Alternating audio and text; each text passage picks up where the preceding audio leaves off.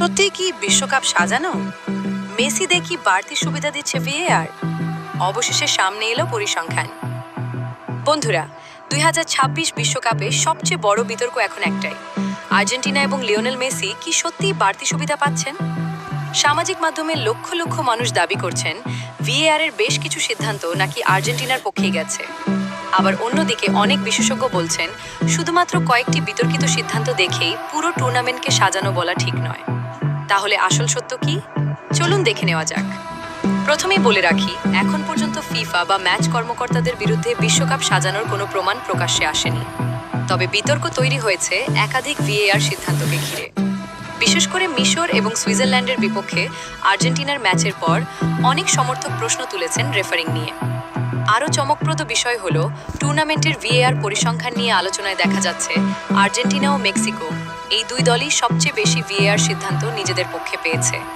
তবে এটাও মনে রাখতে হবে, কি দল বেশি সুবিধাজনক ভিএআর সিদ্ধান্ত পেলেই প্রমাণ হয়ে যায় না যে টুর্নামেন্ট সাজানো।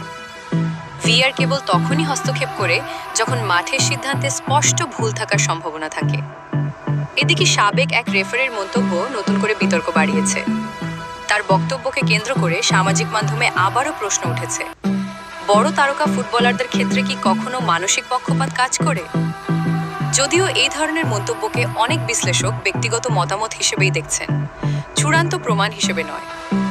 অন্যদিকে আর্জেন্টিনার সমর্থকদের দাবি একেবারেই ভিন্ন। তাদের মতে মেসির দল কঠিন প্রতিপক্ষকে হারিয়েই সেমিফাইনালে উঠেছে। মাঠে গোল, আক্রমণ এবং দলগত পারফরমেন্সই তাদের সাফল্যের মূল কারণ।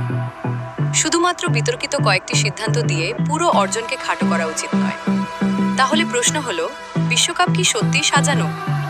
এই মুহূর্তে এর পক্ষে কোনো নির্ভরযোগ্য প্রমাণ নেই, তবে বিতর্ক অবশ্যই রয়েছে, আর সেই বিতর্কই ফুটবলকে আরও আলোচনার কেন্দ্রে নিয়ে এসেছে। তাই সামাজিক মাধ্যমে ভাইরাল হওয়া প্রতিটি দাবিকে সত্য ধরে নেওয়ার আগে তথ্য যাচাই করা জরুরি। এখন সবার নজর আর্জেন্টিনা বনাম ইংল্যান্ড সেমিফাইনালে। এই ম্যাচে ভিএআর এর প্রতিটি সিদ্ধান্ত আরও বেশি নজর কেড়ে নেবে, কারণ একটি ভুল সিদ্ধান্তই আবারও নতুন বিতর্কে জন্ম দিতে পারে। আপনাদের কি মনে হয়, আর্জেন্টিনা কি সত্যিই বাড়তি সুবিধা পাচ্ছে, নাকি সবই কাকতালীয়? নিজের মতামত অবশ্যই কমেন্টে জানান। ভিডিওটি ভালো লাগলে লাইক করুন, শেয়ার করুন এবং এমনই সব ফুটবল আপডেট পেতে আমাদের চ্যানেলটি সাবস্ক্রাইব করতে ভুলবেন না। ধন্যবাদ।